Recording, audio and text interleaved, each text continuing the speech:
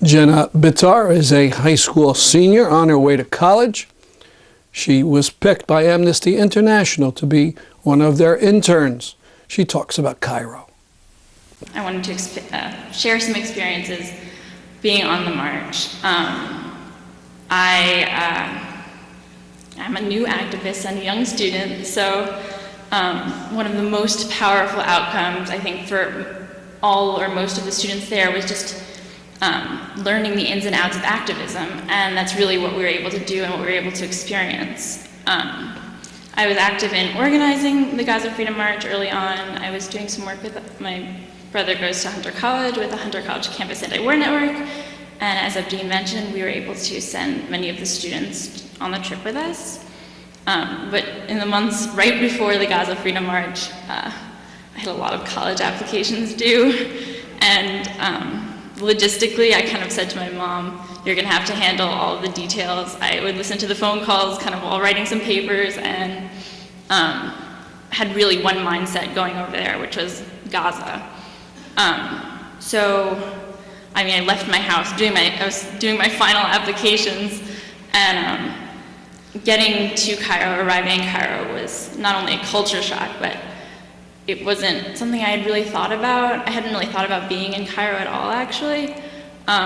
So we landed in Cairo, and we had known that the Egyptian government had said officially for the first time, as opposed to the last delegations that went to Gaza, they made an announcement that the Gaza Freedom March is not getting into Gaza. But in my mind, this meant that we were gonna drive to the border, and they were gonna say no, and we were gonna protest outside of the border, and put enough pressure on them. 1,400 of us was gonna put enough pressure on them to let us in. I really naively hadn't thought about getting stuck in Cairo. At that point, I made the realization that we had a political goal. We weren't there. We wanted to be with the Gazan people, and we wanted to stand with them. But we were really there for political reasons, and that was to bring attention to the siege on Gaza. And being in Cairo, what we had was our power in numbers, and not just a representation of one country, but I think it was 43 different countries that we represented. We were all in one location, so our job then was to, make some noise. So my mom and I arrived a few days early, and that's what I was really glad about. We were gonna do some sightseeing, but we ended up getting to be part, they had told us, I don't know if you know, but they had told us that it was illegal to meet in groups larger than 6.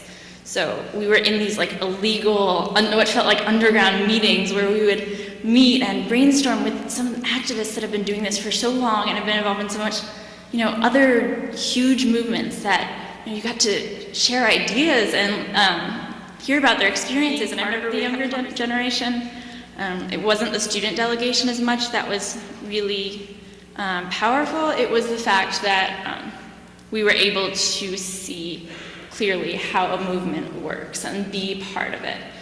So, as I mentioned with learning experiences, I wanted to share a few examples of where I got to personally push the limits of the Egyptian government. I don't know if that's something to be proud of. I think it is. First of all, something I learned was the Egyptian police were really easy to convince of things. It was a combination of, I think, the language barrier, and it was a combination of being an international. I had this immunity, but I really thought this was a powerful experience. I was with my good friend Manije Saba, and she was doing the hunger strike. It was a few days into the hunger strike. There were 30 activists on the hunger strike, and they were going to do a press release in front of the journalist syndicate, and her and I left early from the hotel, and we were walking over, and we get there, and the police are dispersing everyone. People had met kind of there before. Police are dispersing everybody. And she grabbed my arm and just pushed through all the police, and she said, "Listen, Jenna, we're taking this space." So we sat down on the stairs, and I was terrified because the police are really intimidating. We sat down on the stairs, and she said, "Don't move." And so they're coming over to us, and they're yelling at us and screaming at us. and she just like looks past them and she's saying, everybody come sit down, come sit down. Soon enough, we have this whole group of people sitting there, and the cops just completely backed off. And she, nudged me and said, "This is how you do it. You want the space, you take it." So,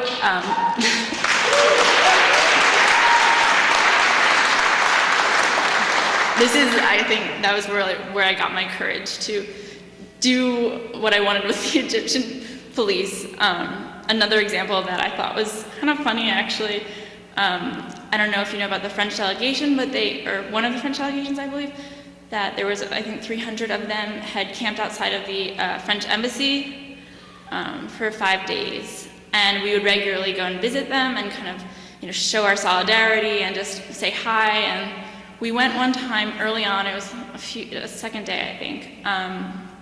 My brother and I and our friend, and a small group of us actually, we showed up, and the French embassy always had about 3 layers of riot cops between you and the French people. So we got there, and they're like screaming at us, saying, no, you can't come in, you can't come in. And if you can come in, you're not getting out. Like, there's no way you're getting out. You can't be here, just leave. So after I don't really know how, we were walking back and forth avoiding them. Someone was able to convince them that we could go in for 10 minutes. That was it. We had 10 minutes to go in, then we could come out. They kind of looked at who went in. So we go in, my friend made a speech, we had some great times with the French, and then we left. But what I noticed was, later on I learned that they were letting people in and out, but that day there was a huge group of French, I think they were French, or they were just staying with the French, at the point where you can enter or exit. And there's a huge group of them, they wanted to get out, and the police was being very aggressive and was not letting them out. So I kind of got my way out when the 10 minutes was over. And I'm standing there, my brother and his friend were in the back, they were in the back of this huge group. So I got a little concerned, and I realized who was in charge. I went over to him and stood next to him. And I said, that's my brother over there, you remember him, let him out. So he gives the orders in Arabic to let my brother out, and they're coming out. And then I realized, I have this power now, so I kind of nudging him, and I go down the list. I go, and the one with the glasses, and the one with the jacket, and I'm describing every person that's waiting to get out, and he's sending the orders and letting them all out, and soon enough, everybody's out.